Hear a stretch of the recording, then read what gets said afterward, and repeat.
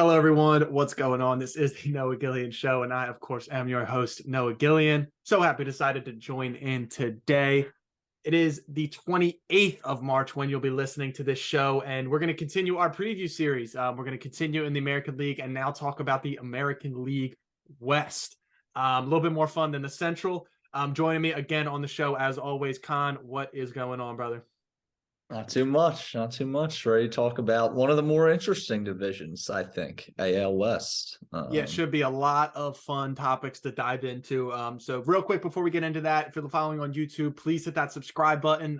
Follow on Apple Podcast, Spotify, give us a 5-star review. Really help the podcast grow. Feel free to shoot us a message on any social media platforms. Speaking of the social media platforms and handles, you can find those in the description below for myself and Connors. So without further ado, let's just jump right into it. So the first team we're going to talk about is the Los Angeles Angels. Arguably, the two best players in baseball are on this team, and yet they stink.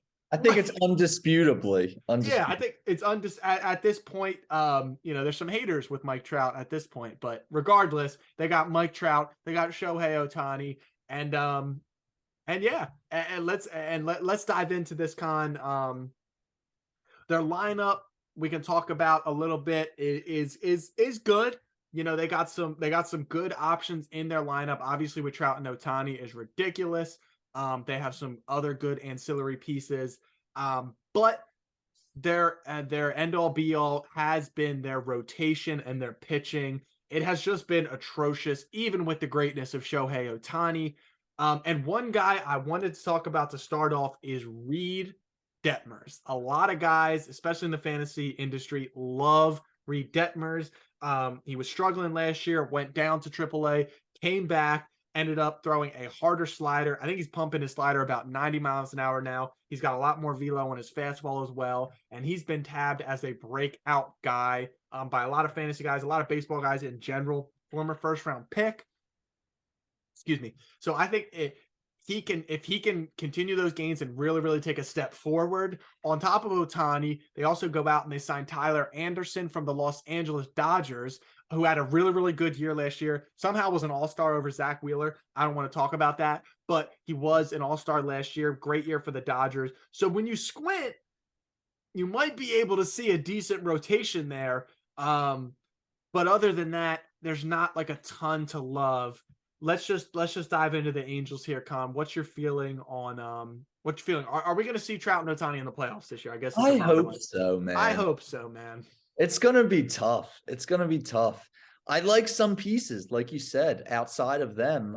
Taylor Ward's a guy who you want to look at his StatCast page. There's a whole lot of red on that StatCast page. You're talking about a guy who had 23 homers last year, 280 average, 360 OBP. His X slug was 89th percentile. He's got an 86th percentile barrel rate. He's just a good hitter. I wouldn't be surprised to see him hit 30 homers this year in that lineup. Really, really liked Taylor Ward this year. I'm interested to see how Rendon looks. Apparently, Anthony Rendon, yep, big money signing a couple years ago. Yeah, fully healthy for the first time in a couple years now. Brandon Drury, a guy who will probably regress a little bit, had a great year last year, but still solid, can hit for some average in that lineup. Hunter Renfroe was an acquisition, another guy who could hit 30 homers. I mean, you look at the lineup and they could have four guys with 30 home runs. I mean, Ward, Trout, Ohtani, and Renfroe all could hit 30. Yeah. Go ahead. Yeah, no, I was just going to say, and the pitching rotation, like you said, I think that top four is probably the best top four they've had in recent memory. Right. And Patrick Sandoval's solid. Love Sandoval. Detmers, you talked about, has been really, really good this spring. A lot of people think he's going to take a big jump. I kind of agree. And then Tyler Anderson, 15-5 last year, 2.57 ERA for the Dodgers. Even if he falls back to a 3.57 ERA, that's good. Like, you'll take it. Yeah. So, they're projecting him for a 4.32. So we'll see what kind of regression there. Two more names I just did want to touch on real quick. Jared Walsh was dealing with a little thoracic outlet syndrome, the Markel Fultz syndrome. Shout out Markel Fultz. Side note on Markel, 5 years ago today, we were at the Denver game. We saw the return of Markel Fultz. total side note, but saw that came up. That was a good little piece of That's memory. we But were in the car on I-95. Yeah. found out on the way. That was a crazy time in history. Yeah. But Jared Walsh, big power guy, not the best average, but might be playing a little bit of outfield this year as well. Projected for 20 homers, so we'll see there. Also, Logan O'Hoppe, former Philly prospect, was our best hitting prospect in the Phillies organization. Should be the everyday catcher. He's probably going to split time with Max Stassi, but O'Hoppe's definitely the better hitter. So, David Fletcher, he hits for good average. Their lineup is good, and I think their pitching is good. The bullpen, I don't love, but that's something you can fix at the deadline. So I think that's interesting. Let me get the win total on the Angels. We have 82.5. They went 73 and 89 last year. So you're talking about a 9-win improvement. No, for real though. You're talking about a 9-win improvement. Yep. We've been talking about some teams who, talk about 4 or 5 wins in either direction. 9 wins is a lot. They're thinking about a big time jump in that. What do you think? 82 and a half. I wanna like them, but I like the Mariners and the Astros better, as we're gonna get to. So And I like another team maybe just as much. exactly. It's tough. It's tough. I want them to hit the over, but I can't put my money on it. And I think what you have to think about with the Angels is probably not the division, right? When you're in a division with the Astros, so you got to look at the wild card. You're talking about teams you're going to have to be competing with, like the Blue Jays, maybe the Yankees, maybe the Rays. Obviously the AL Central probably isn't going to get a wild card team, but you talk about there's a couple teams in this division. So I think they might sneak into the sixth, the sixth team, the last wild card slot. But I think that is unfortunately, that's the upside of this team. And I think that's kind of sucks. A side note on the Angels, they did send your boy Joe Adele down to the minors. So, that's a tough, I'm aware. Yeah. That's a tough pill to They swallow. can use a young power bat like that in the out. Yeah. All right. So that'll kind of wrap up our Angels talk, unless there's anything else. There's anything else you want to get to? Yeah, I don't think there's too much. Pretty much is what it is at this point. We'll see, health permitting, how good they can be. Let's get to the defending World Series champions. All right. Let's talk about the Houston Astros here. Obviously, the defending champs have a ridiculously stacked lineup, but a little bit more uncertainty than usual with their pitchers.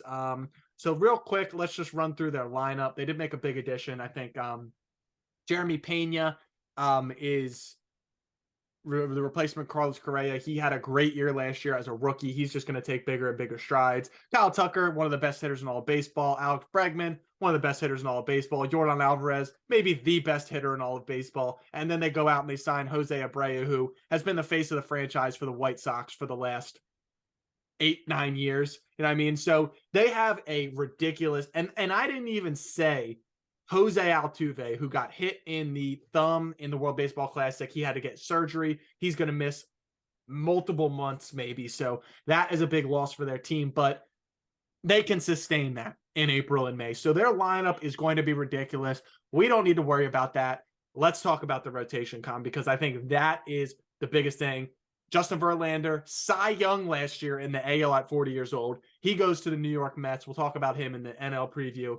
But let's talk about the rotation here for the Astros. I don't have any worries about the rotation. None. No. Framber Valdez just consistently gets it done. You want to talk about guys projected with innings, 195 for Framber. Christian Javier, who was elite last year, 166. If he can throw 166, I mean, he can even regress a little and he'll be great. Right. Jose Urquidy in the 3, not going to light the world on fire, but if he can give you 155 innings, he's a middle rotation starter, maybe a 4. And then Luis Garcia, love Luis Garcia. He just flies under the radar, projected 156 innings. And then the 5th starter right now with Lance McCullers starting the season on the injured list, prospect Hunter Brown, who came up last year, looked good in limited game action last year, and he was a top prospect. I have no issue with the pitching staff. Okay, you sold me a little bit. I'm not gonna lie. You sold me. Their Urquidy is He's solid. He's solid, right? Is where I have a little bit. I'm interested to see how Luis Garcia adjusts with the pitch clock, how he adjusts his windup. I'm also interested in how Framber Valdez pitches this year with the shift rules, because obviously a sinker ball pitcher relies on the ground ball a lot. Obviously, he's very, very good. I mean, they project him for a 3.25 ERA. Like this guy, and the 181 strikeouts. This guy gets Ks. I'm just saying, I'm interested in that. I'm interested to see where that goes. I love Javier too. I think Christian Javier is an absolute stud. I mean, he started the combined no-hitter in the World Series last year. He also started the combined no-hitter against the Yankees, I believe, earlier in the year. So this guy's an absolute stud. And then, yeah, Hunter Brown and Lance McCullers Jr.'s, I think, are a good tandem. I think they'll kind of piggyback off each other this year. Their bullpen, still really, really good. Ryan Presley, one of the best closers in the game. Rafael Montero, great acquisition from the Mariners a couple years ago. Hector Neris, shout out Hector. He's in the thing. Brian Abreu, Ryan Stanek, Phil Maton, like they are deep. I think this team should be and is the favorite to repeat in this division. I think they're one of the favorites in the American League. And I don't see, we've talked about all American League teams now up to this point. There's not a team I would take over the Astros going into this year. There's just not. Well, Vegas agrees with you because their win total was a lofty 95.5, which is still, I believe, over 4 wins below. What they have, 99? They had 106 last year. Now Altuve's out, so it probably jumped down a little bit. Right, but they bring in Abreu.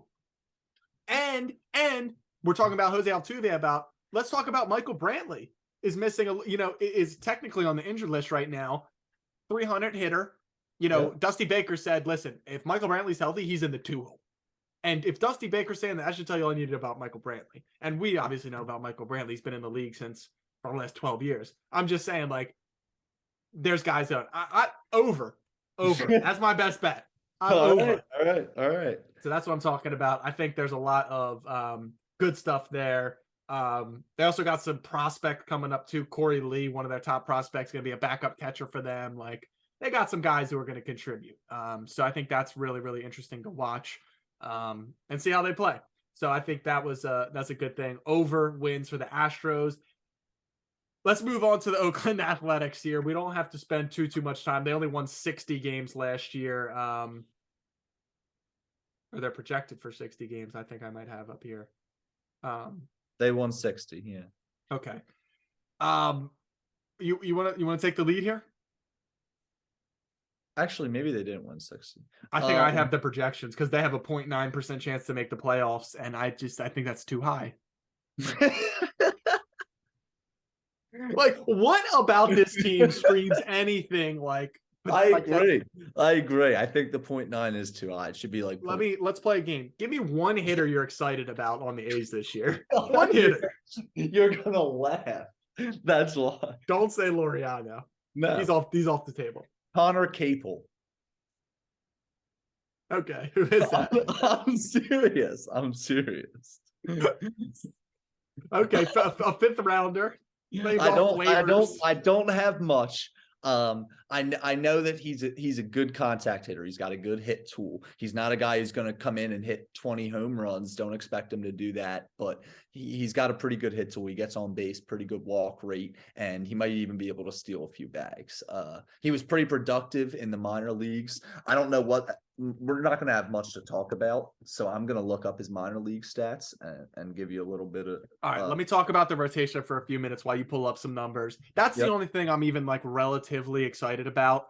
Ken Waldichuk, they acquired him in the trade along with JP Sears from the Yankees last year for Frankie Montas. Waldichuk's really struggled with his control and the like, but I think him and Sears, it's fun to bet on these young guys who could potentially get a chance. Shintaro Fujinami, they purchased from Japan in January. He's got nasty stuff. We'll see how he goes. Yep. I'm a sucker for Kyle Muller. I have him on my dynasty team. I think he could be a big part of this rotation. But outside of that, I'm not loving a lot of what else I see. But there is some fun arms in this rotation, I will say. Yeah, yeah, no doubt about it. I'm definitely excited to see Fujinami. Mhm, We'll see how mhm. Waldichuk They looks. picked up Trevor May, and even on these even on these bad teams, there is. I was gonna say shitty teams. I There, know. even on these bad teams, you will find a reliever get some saves because even though they might get 60 wins, like they're not blowing teams out. That's the thing I think. Like as a side note, like with bad teams, people think, well, their closers are never going to be, useful because they suck. They don't win that many games. But like they're not going to blow teams out. So the games they do win are going to be 1, 2, 3 run wins. So that's why I do think Trevor May, for fantasy people listening, is an interesting guy to potentially keep tabs on. But other than that, I mean, they signed Yuri's Familia as one of their big signings for the bullpen. So Yeah, Connor Capel, I mean, he's got 64 career homers in the minors, over a 360 OBP in the minors last year, 10 homers, stole 21 bags in AAA last year. So maybe with the rule changes this year, some bigger bags.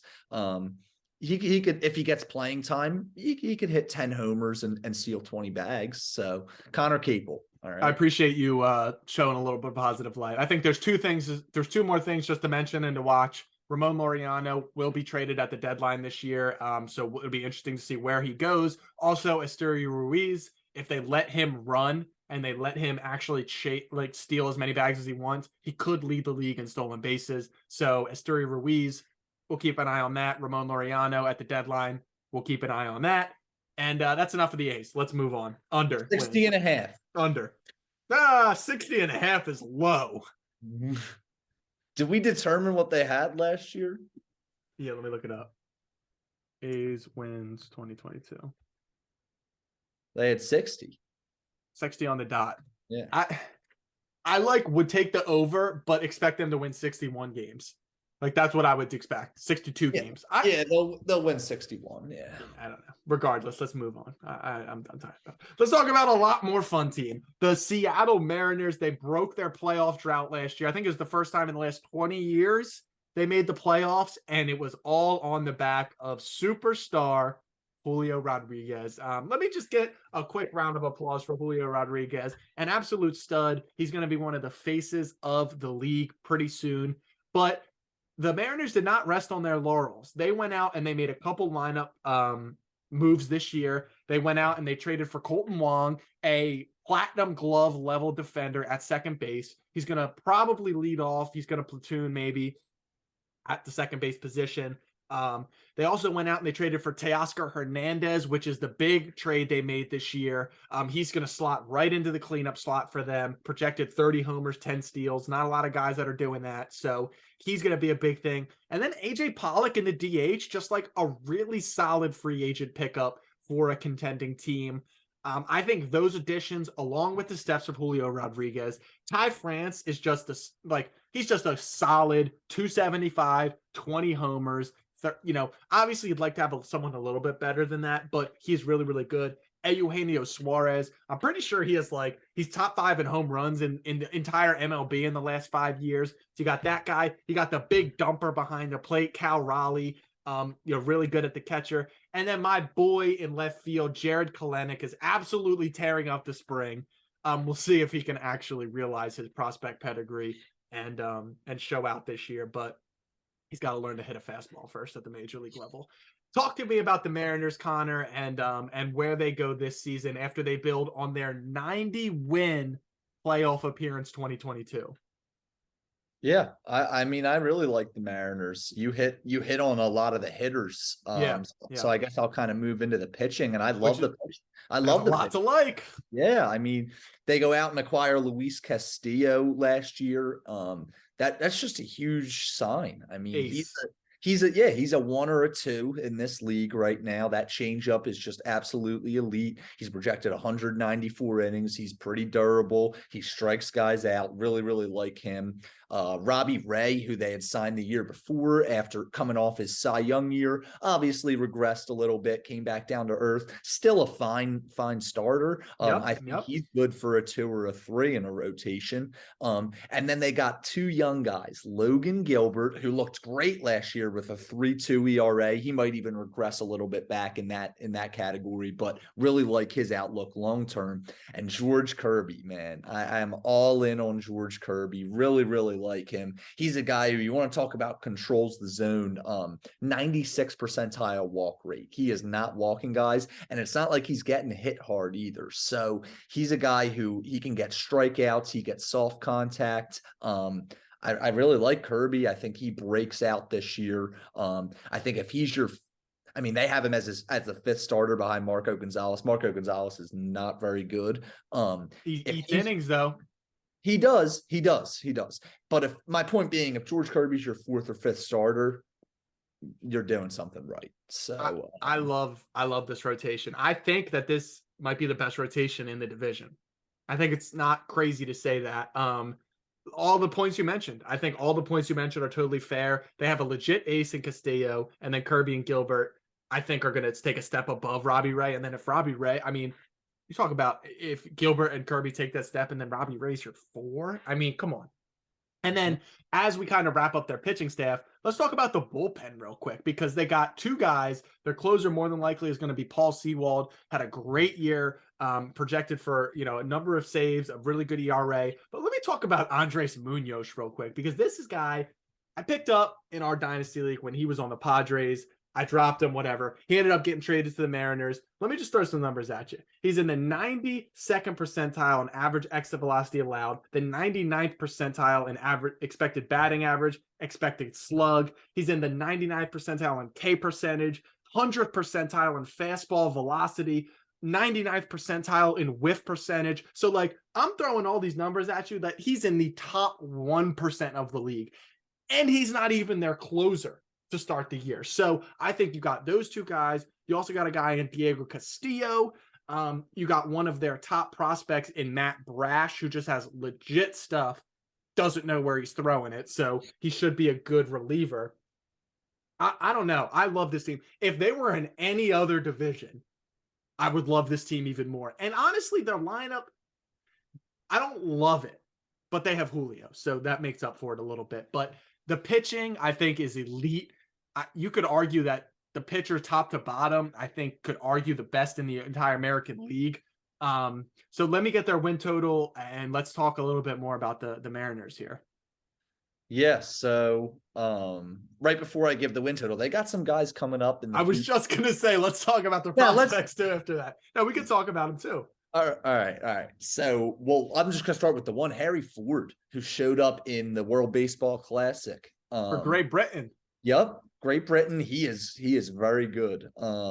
Catcher for them right now. Could move off the position, played in single A last year, but he's got power, he's got speed, and he just played against some of the top players in the world and held his own. Definitely held his own. So I really, really like Harry Ford, like his outlook.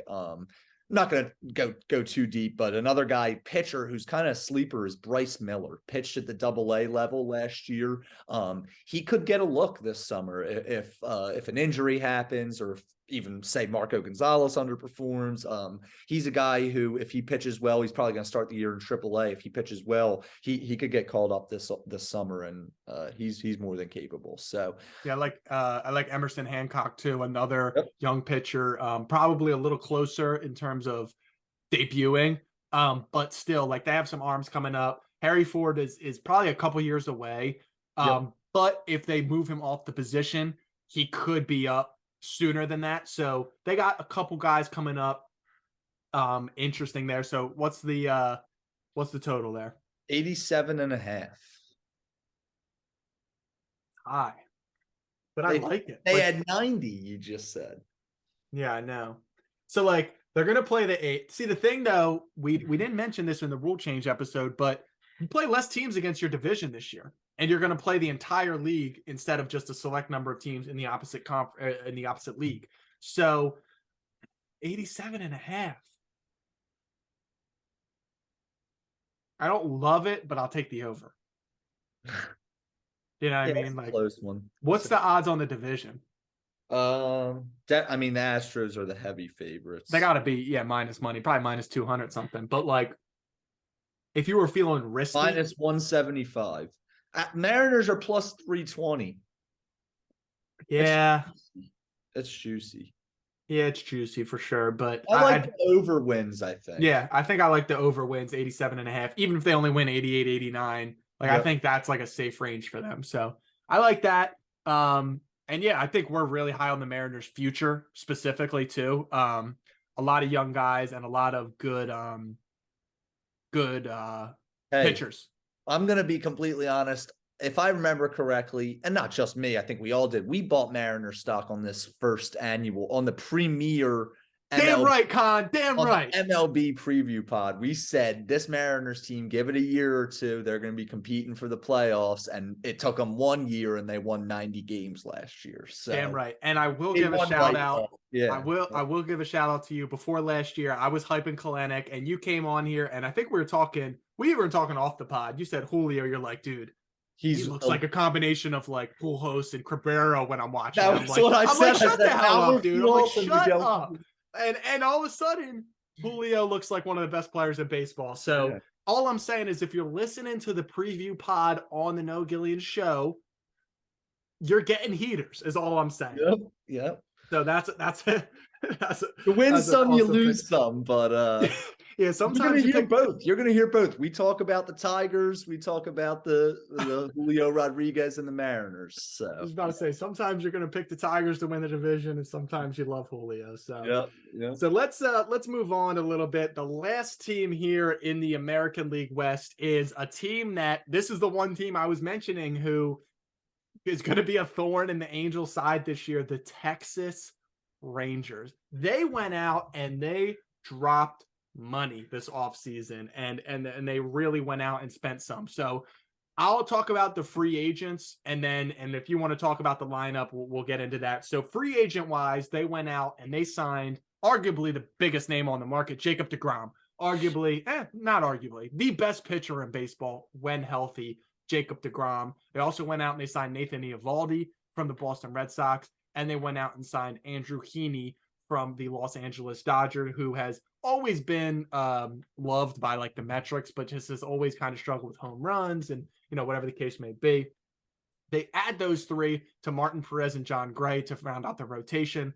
But free agency wise, they also added Robbie Grossman. He's probably going to play every day in left field. He might get, moved out a little bit with some other guys. Leody Taveras, one specifically that I'm not even seeing on here, but he's injured, strained oblique early. Okay, so he's gonna definitely get some run, Leody Taveras. But free agency wise, those are their main guys. They also signed Will Smith to enter their bullpen. So they went out and they addressed some needs. But I think what everybody's so excited about, Connor, is their lineup and what they can potentially offer. Yeah, I really like the lineup on paper, particularly the top five in the lineup.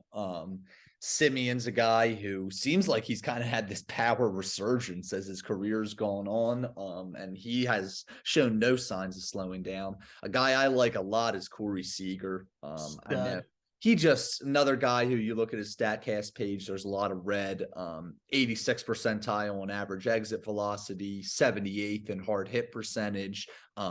Just hits the ball really hard every time he hits it pretty much. Nathaniel Lowe, guy I got on my fantasy team, had a good year last year, got a little bit lucky. We talked about that BABIP stat in one of our earlier podcast. He had a super high BABIP last year. I believe it was like 350 or 360. Right, and you said the average was around 300, right? That average is around 300. So he's probably going to regress a little bit, but still a guy who's going to give you 20 plus homers with some good slugging numbers. Adolis Garcia, power speed guy, 20 homers, 20 steals, one of about 10 or 15 guys in the league who can do that. Mm-hmm. And then I know you love this guy. I'll let you talk about him a little bit. Josh Jung, a third baseman who's gonna looks like he got the job this year. He had a broken foot last year, I believe. I think he did, and he missed time. It was a shoulder injury. I swear it was a foot, but I could be wrong. Regardless, he missed a lot of time. He would have played last year, is my point. He would have broke camp with the team, got injured, missed some time, and then when he came back, didn't really look great. I think he was still dealing with some ill effects of the injury. It was a shoulder, yeah. It was a shoulder. Okay, he was still dealing with some ill effects from the injury. Still hit 5 home runs in 102 plate appearances. Only hit 204, 235 OBP. But I think everybody, all the evaluators that kind of watched him last year said that was more the outlier than the norm of what he's shown throughout his career. And you already talked about the top 4 guys. I think he can be a very, very good complement to those guys as well in the 5th, extend the lineup a little bit, and just really, really be a solid big league contributor. They're projecting him for 20 homers. They're projecting 5 guys on this team for over 20 homers. And they're really expecting a lot out of Young. They took him 8th overall in the 2019 draft.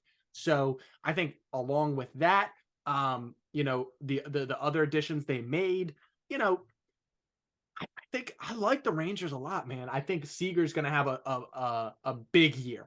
I think he's going to have a really big year. Simeon, he's going to do what he does, probably hit 25 homers, steal 20 bags. And Lowe and Garcia, like you mentioned, you already touched on them.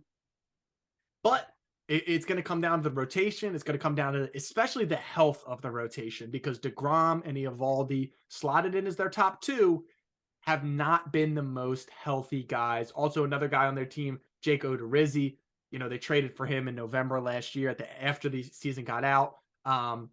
He's another guy's dealing with something right now, but he's a solid guy. Their bullpen, not a ton. Jose Leclerc has always been that guy you dream on, but he's always been injured. So I think the bullpen is the area of concern that they're going to need to address. But we talk about this team, if healthy, the big if healthy, they have a high upside. I think they could contend for a wild card slot.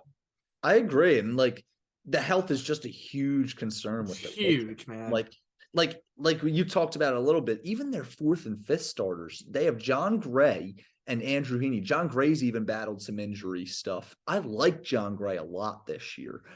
Guy who just gets a lot of soft contact. He throws the ball hard. Really, really like him. And then Andrew Heaney was they just got him this offseason, who looked really good last year in limited action for the Dodgers because he was injured all the time. Right. But he looked really good last year. So the health of the pitching is going to determine how this team does. I do like, they're all veterans though. I mean, all have at least 7 years of service time in the big. So they all understand how to pitch. Yep. And they all kind of understand.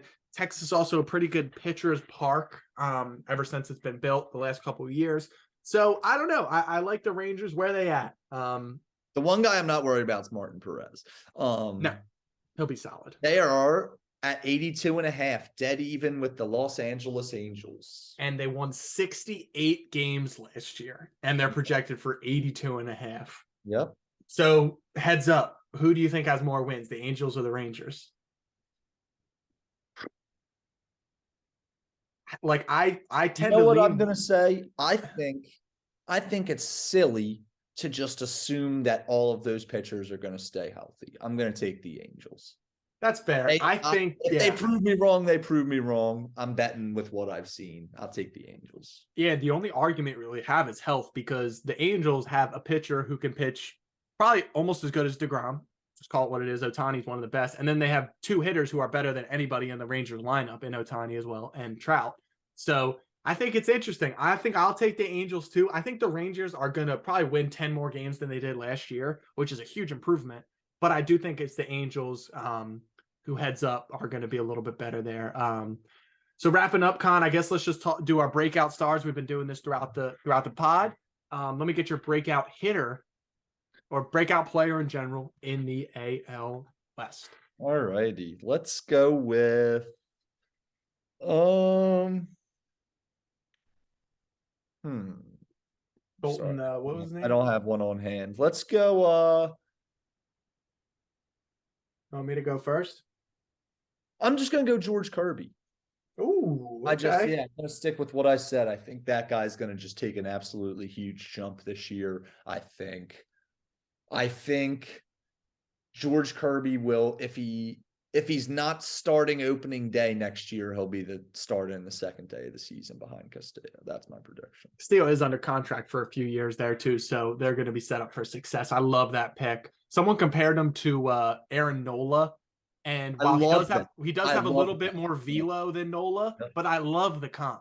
I love the comp. It was actually the Fantasy Toolshed pod. Eric Cross made that comp, and I actually absolutely love it. So That's a great comp. My breakout guy, who it might be silly because we won the World Series MVP last year, but I think Jeremy Pena like is going to take the next step and like demand to be hitting at the top of the lineup for the Astros. If not, high up, regardless. Maybe Kyle Tucker jumps to 2 and he sits in the 5. But I think Jeremy Pena is going to establish himself as a big piece of the Astros future. So I like Pena. I think that's gonna be my breakout star. You sure you didn't want to go with Athletic? Yeah, I'm good. I like Taylor Ward too. I talked Yeah, about him a lot on the right, Angels. right. I think he hits 30 homers this year. All right. All right. I like the wrap up there. And then yeah, that's gonna do it for the AL West. That's gonna do it for the American League. You can be sure to look out for the rest of the National League previews as the week goes on. We're gonna be looking to record that on Tuesday night. Um, so definitely keep an eye out for that. I believe the day this goes live is when we'll be recording that night. So definitely keep an eye out for the National League. But for that, that's going to wrap up our American League talk for today. Like I mentioned at the beginning of the show, feel free to shoot us any messages on our social media handles. Those handles are in the description below on YouTube. Subscribe if you're listening on podcast wise. Give us a 5-star review, and yeah, definitely appreciate you riding along with us. And be sure to check out the National League when it comes out. But other than that, thank you guys again for tuning in, and we'll look forward to seeing you back here again next time.